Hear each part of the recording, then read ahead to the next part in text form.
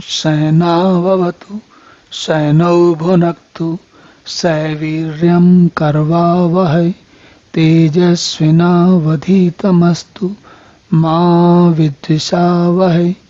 ओम शांति शांति शांति। हरि ओम। तो भगवान अब आगे कहते हैं, दैवी संपत विमोक्षाय निबंधाय आश्रयमता मां शुचः संपदम दैवीम अभिजाता असि पांडव। तो भगवान कहते हैं कि दैवी संपदा मुक्ति के लिए और आश्रय संपदा बांधने के लिए मानी गई। बांधने के लिए मतलब बंधनों के लिए मानी गई है। और फिर भगवान अर्जुन से कहते हैं कि तुम तो शोक मत करो, क्योंकि तुम जो है दैवी संपदा लेकर पैदा हुए, उत्पन्न हुए हो। और ऐसा भगवान क्यों कह रहे हैं? क्योंकि देखिए अभी तक जो भी अर्जुन की स्थिति रही है उसमें अर्जुन ने आसुरी संपदा का कोई लक्षण दिखाए नहीं है, ऐसा कोई काम नहीं करते दिखे। जैसे देखिए आप देखेंगे तो दुर्योधन में ये सारी संपदाएं, जो आसुरी संपदाएं देखेंगे आपको, अर्जुन में नहीं देखेंगे। और एक एक करके देख सकते हैं आप, चाहे तो क्रोध हो, चाहे अभिमान हो, चाहे वो दर्प हो, और चाहे पारुष्यम हो। तो ये सारे के सारे गुण कहाँ दिखेंगे आपको? दुर्योधन में दिखेंगे। और इसीलिए दुर्योधन जो है अधर्म की तरफ है और अर्जुन धर्म की तरफ है। तो भगवान क्या कहते हैं कि ये जो सारी संपदा है, दैवी संपदा जो होती है, वो मुक्ति के लिए होती है।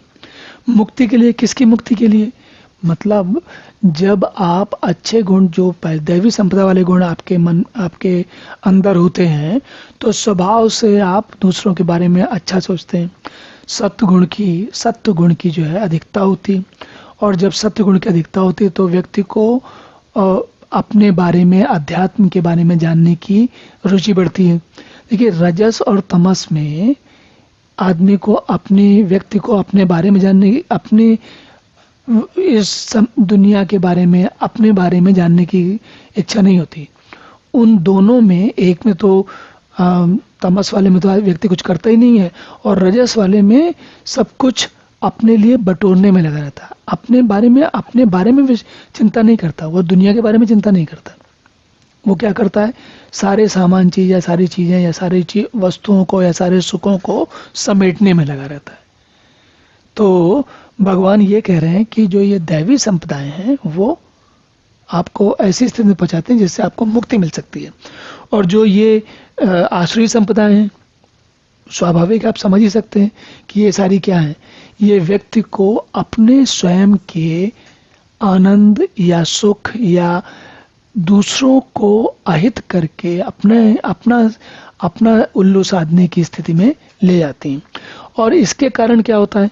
जब आप ऐसी स्थिति में रहते हो तो आप दुनिया में, जगत में, संसार में लोगों को, उनका शोषण करने में आपको बड़ा आनंद आता है।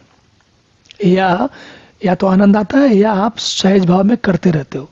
जब आप ऐसा करते रहोगे तो आप सोचिए कैसे फिर आप अपने बारे में सोचने का आपको समय कहाँ मिलेगा, क्योंकि आपका समय ही दूसरे लोगों का दोहन करने में लगा हुआ है।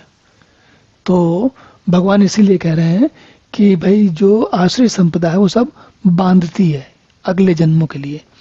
जो कुछ इस जन्म में करोगे फिर अगले जन्म में भोगोगे।